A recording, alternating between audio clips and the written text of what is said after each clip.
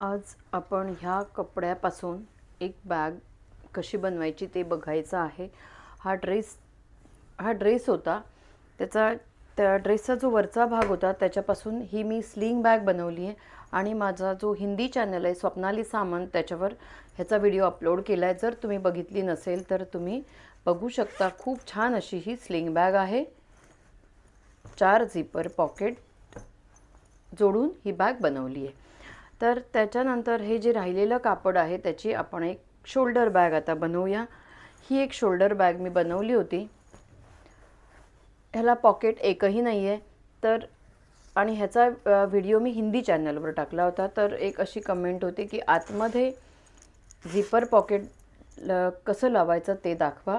तर मी हा जो कपडा आहे त्याच्यापासून ही अशी बॅग बनवणार आहे. आतमध्ये एक झिपरचं पॉकेट जोडणार आहे.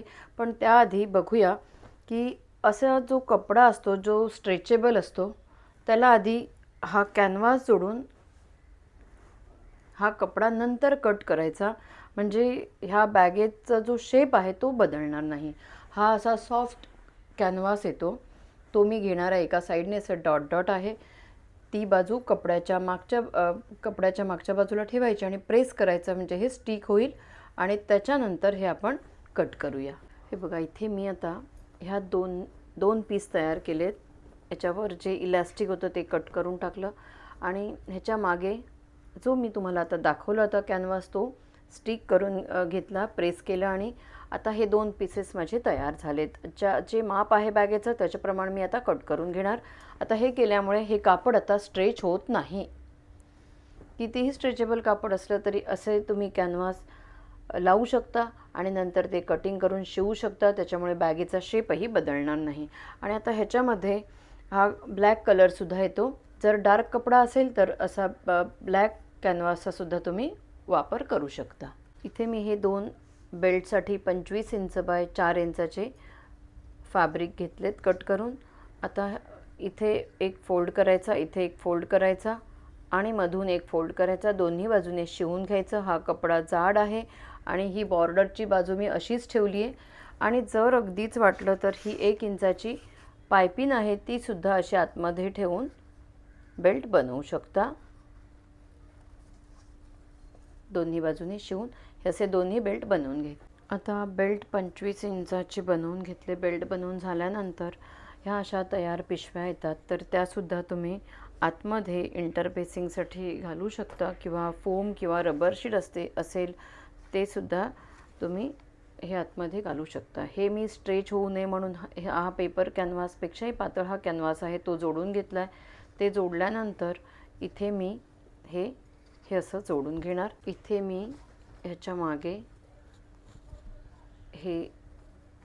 ह्या बॅगा जोडून चारही बाजूने शिवून घेतल्या. ते झाल्यानंतर आता ह्याचं माप आहे 15 इंच बाय 18 इंचाचे हे 2 पीस आहेत.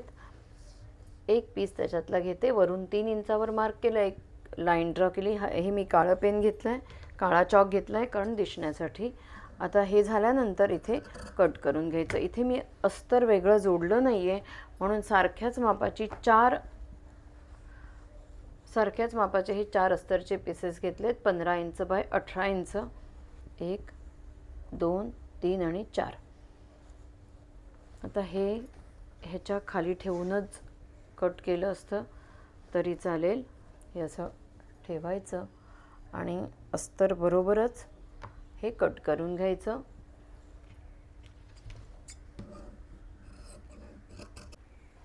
आता हे कट करून झाल्यानंतर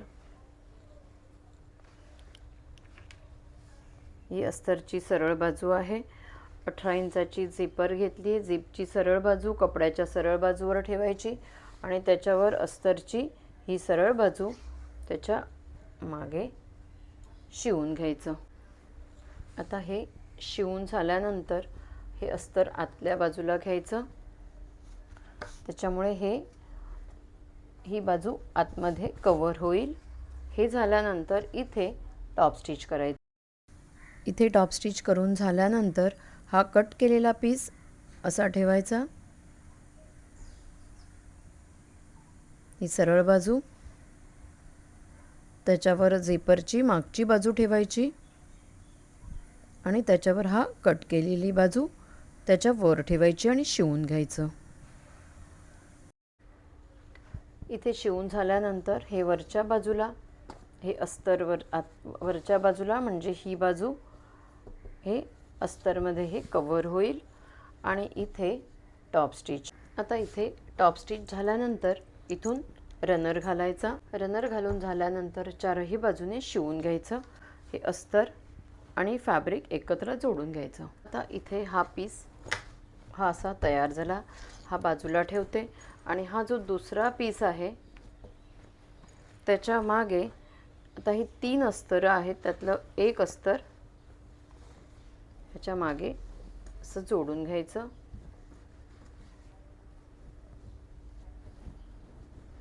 आता इथे हे अस्तर जोडून घेतलं.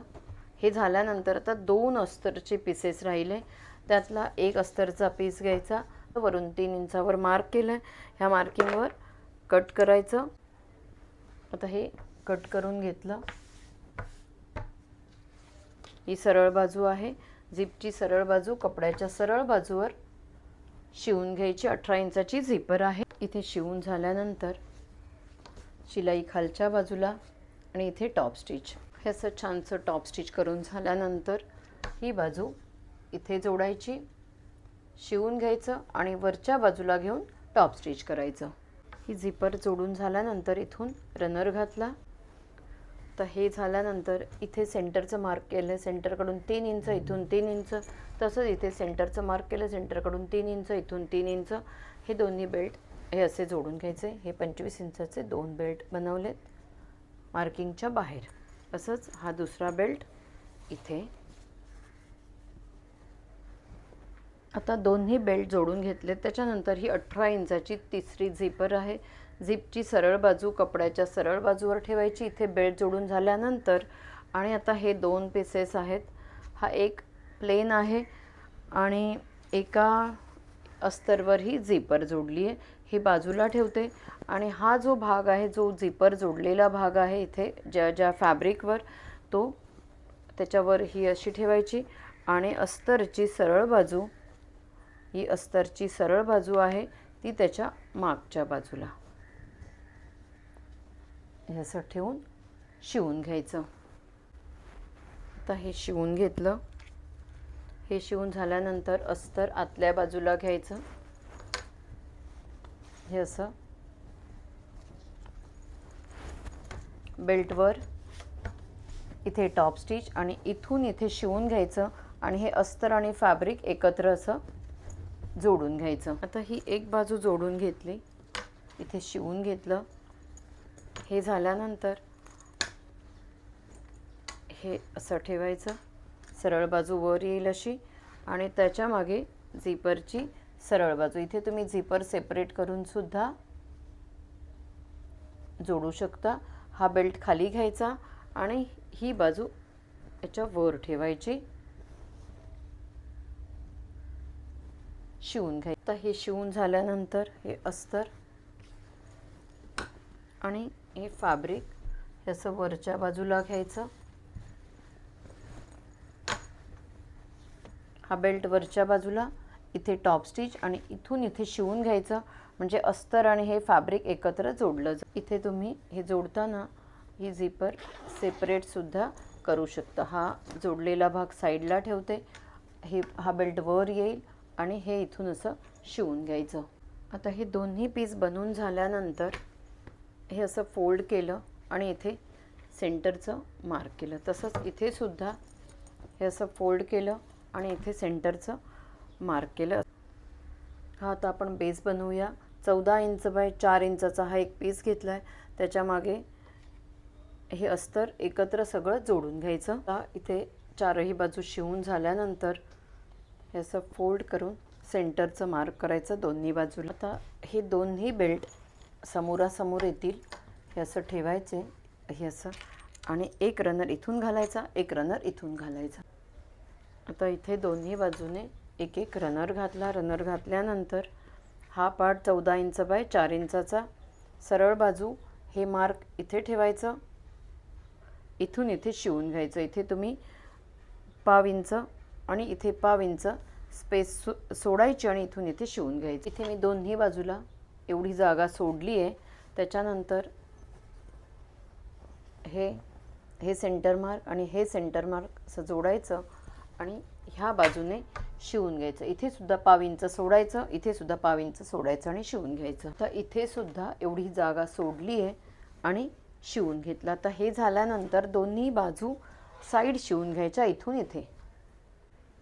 आता इथे मी दोन्ही बाजूला शिवून घेतलं. शिवून झाल्यानंतर शिलाईच्या बाहेरचं एक्स्ट्रा जे कापड होतं ते कट करून घेतलं. ही माझ्याकडे तयार पायपिन आहे. जर तुमच्याकडे अशी पायपिन नसेल तर तुम्ही कपड्याची पायपिनसुद्धा करू शकता. आणि झिपच्या इथे हे एक फोल्ड असा करायचा आणि असा एक फोल्ड करायचा आणि झिपरही लॉक करून घ्यायची आणि इथून इथे शिवून घ्यायचं. असाच फोल्ड इथे सुद्धा करायचा आणि इथून इथे ही अशीच पायपिंग करून घ्यायची.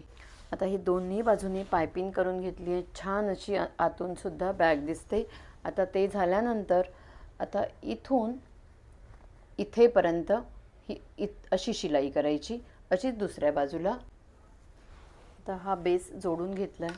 आता इथे टर्न करताना इथे तुम्ही असे छोटेसे 2 कट करू शकता इथे आणि इथे सुद्धा, म्हणजे टर्न छान होईल.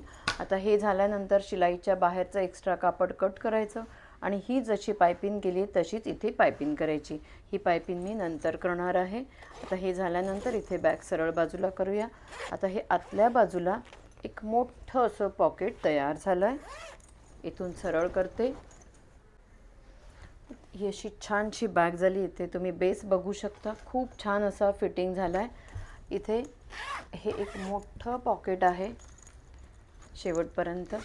ते झाल्यानंतर आतल्या बाजूला असंच पॉकेट तुम्हाला जर करायचं असेल तर मागच्या बाजूला सुद्धा करू शकता. हे आतमध्ये एवढी बॅग आहे आणि इथे सुद्धा एक झिपरचं पॉकेट आहे. छान अशी ही शोल्डर बॅग पटकन होणारी आहे आणि कोणत्याही कपड्यापासून तुम्ही अशी बॅग ही करू शकता.